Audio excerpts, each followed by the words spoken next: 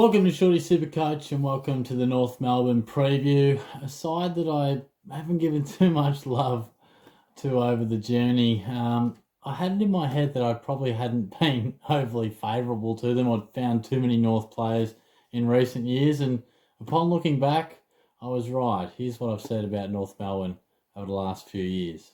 We're going to run through North Melbourne as the next instalment to Shorty's shortlist, and I must say off the top, I can pretty confidently say there won't be one North Melbourne player in my starting Supercoach squad, and it's nothing against the Roos, but having looked through, it doesn't really seem like they're offering a great deal, at least not initially. I'm sure you're all yelling at me going, what about Todd Goldstein? And to be honest, North Melbourne aren't bringing a great deal to the table. Many predict they will fall next year, and I tend to agree. I think after they've lost somewhere in the vicinity of, 1,100 games of experience, they'll definitely be playing quite a lot of young guys, and I think they'll certainly drop down the ladder, perhaps significantly. So in turn from that, they're not really bringing a great deal to the table for Supercoach. And sorry, North fans, but I don't have much for you. And to be honest, I'm trying to remember last time I had anyone decent from the Roos. I've been racking my brain. They haven't been the most fantasy relevant side for some time. If you're a North fan out there, tell me otherwise, because I was going through the list, couple of potential breakouts, but otherwise I just didn't find too much. But don't worry, North fans, I'm about to change it. I'm pretty excited about what they've got to offer this year. I think they're a side that is on the up, or certainly have a lot of exciting young prospects. There's no doubt about that. So I haven't given you too much love over the years, but let me take a little bit of a look at North Melbourne, the lock, the breakout, the risk. No chance for my side. Let's take a look at the Roos. The lock, after having said all that, was difficult because North still are a struggling side and they'll be down towards the lower end of things, but I feel as if they've certainly bottomed out, and I feel like they are a side that certainly will be rising up the ranks pretty quick. It might not be this year, but I think there's a lot of talent in this side, and Todd Goldstein just has to be respected. I mean, averaged 112 the last couple of years.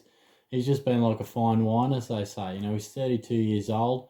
He just keeps delivering. Now, the difficult thing is obviously being a ruckman. It's Gawn or it's Grundy or it's both. And if it's not one of them, then it's a mid-price. So it's tough for Goldstein because he just sort of sits awkwardly. He's going to score really well, but the fact is he is getting old, and the end can come quickly for these types. He's had such a long career. I'm not writing him off by any means, but to select him, would be pretty bold, and he just doesn't really fit the mould, does he? I feel like we want to end up with Gawn and Grundy.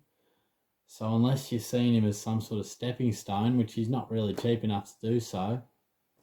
But nonetheless, I've started on a positive here, North fans, and it quickly turned to a bit of a negative. But I think Will Phillips is also a guy that would be a lock. Not too many rookies do I mention in these videos. I like to sort of hone in on them as we get closer to the first bounce of the year. But he's at 198k, number 3 pick. Clearly, it says itself that he's a likely type, and he'll get plenty of opportunity if he's good enough with the Roos, and clearly a lot of people are jumping on board him and anticipating a pretty impressive debut season.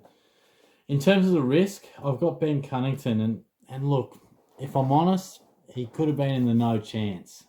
It's a bit of a tough call, but I thought he was pretty relevant to discuss. He's in about 16% of sides, 439k, but let me read you his numbers over the last, since 2013. He's averaged 95, 92, 93, 80, 91, 96, 102, and 102. Now, fantastic. Great Supercoach soldier. Consistent.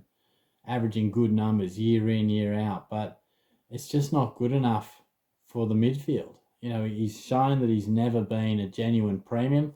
I feel like we sort of get a bit of an illusion about Ben Cunnington because he's such a great inside player, but he's never been a Supercoach premium. He's that next rung down, a strong servant, quality player, excellent Supercoach draft choice, but at 439k, I don't know, what are you hoping to get out of the selection? If you've got him in your side now, ask yourself, what are you thinking you'll get from it? $80,000 in the pocket, do you think he'll be a keeper? Because history suggests you're looking at something crazy, really, because not too many times do guys at this age, particularly with the injuries he's had, do they just explode and out of nowhere find premium status. I feel like most people are looking at him as a bit of value and they'll get some really good points from him, and you will, but I just don't think he's cheap enough to warrant the selection now. Look, you might at the very, very best get 100,000 out of him if he really starts the year well, but he does get tagged out of games. For such a great inside player, if he cops attention, he doesn't really handle it that well. So if you think we can get more of the, he scored 185 last year, but we also get the 60s and the 70s. So look, it is a risk. That's why I put him in the category. He may well, do a Travis Boak and sort of out of nowhere really goes from those good numbers to great numbers. But for me, I just don't think the risk is going to reward you enough from what we've really seen. He's got the issues with the body, such a long history of scoring good but not great, and I just don't think he's cheap enough. So, yeah, that's where I'm at.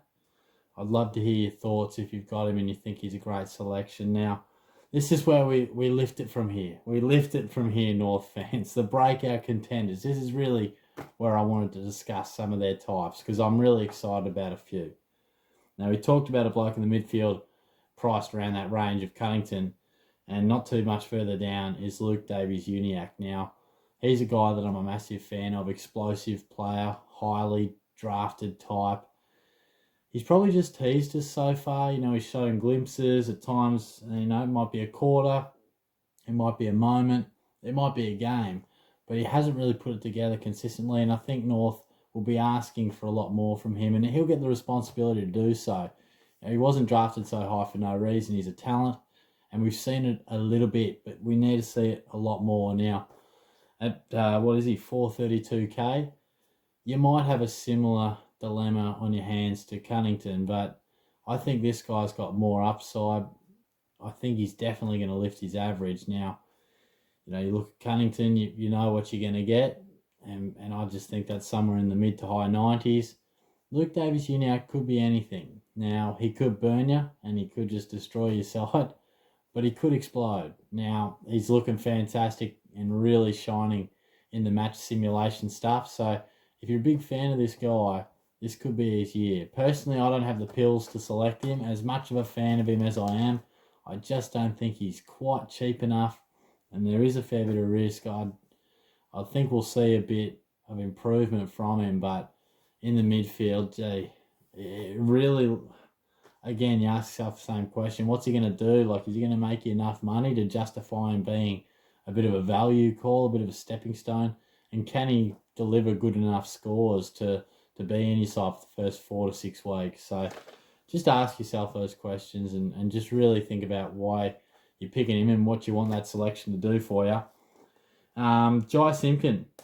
And I know you guys will have a little chuckle there because Shorty's got him in his side, and didn't Shorty's side cop a little bit of flack? That's okay. We encourage that. We welcome a bit of constructive criticism. But I'm standing by it. I love Simpkin. I love the pick. I think he's ready to absolutely explode. I think he's got the sidestep that we just dream of. He's got good skills. He attacks the ball ferociously. I think the time is now. Some of you had a little chuckle when I compared him to Christian Petrarca, and it's not to say that they play exactly the same, but more so to outline what type of increase they may well have, and it's going to be different. Petrarca went from 80 to 117 or something. I mean, that it doesn't get much better than that, really. Simpkin had a bit of a mini breakout last year, went up to 93, and I'm not expecting him to throw that another 20 odd points up. I genuinely feel he can average 105 and maybe 108, 109 if he really gets going. I think he's one of the more talented players in the competition, and he just looks ready. He just looks like he's ready to go and really put a stamp on this comp. So Like LDU, I think Simpkin will be a guy that North Melbourne look to give plenty of responsibility to in the midfield, and he'll be one of these guys leading from the front. So I'm standing by that one for now. I really am. I'm a massive fan of him. Lockie Young is another guy that I wanted to put in this category. 202k.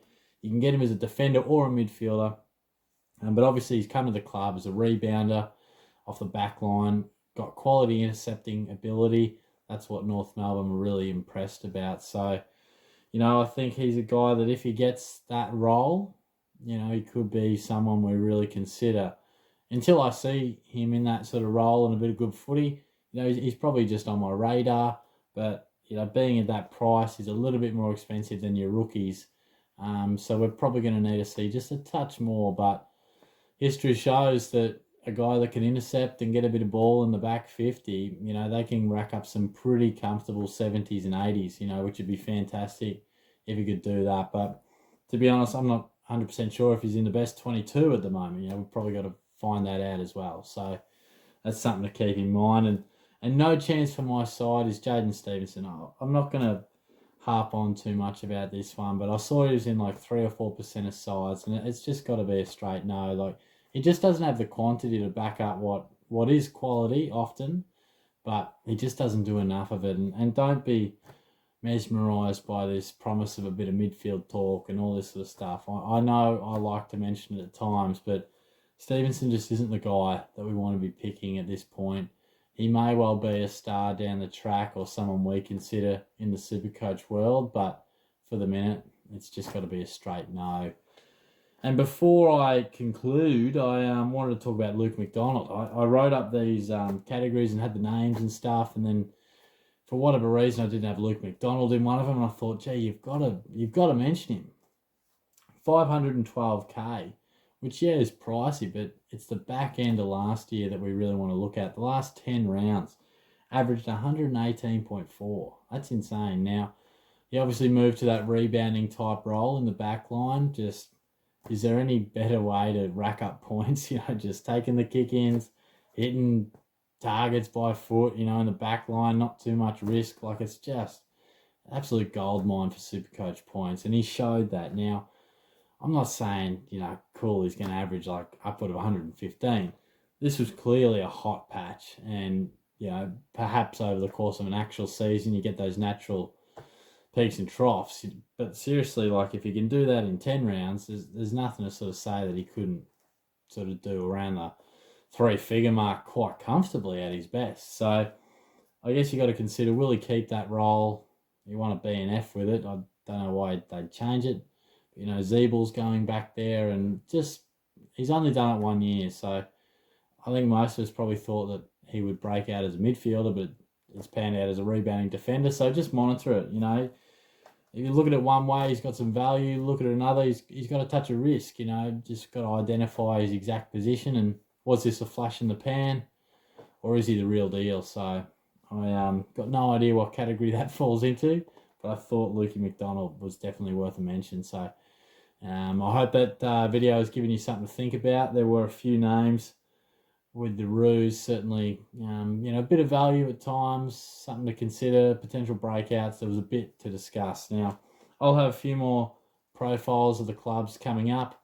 Another video for Supercoach Talk, also looking to smash that out tomorrow. So stay tuned for that. But yeah, thanks again. I'll catch you soon. Cheers.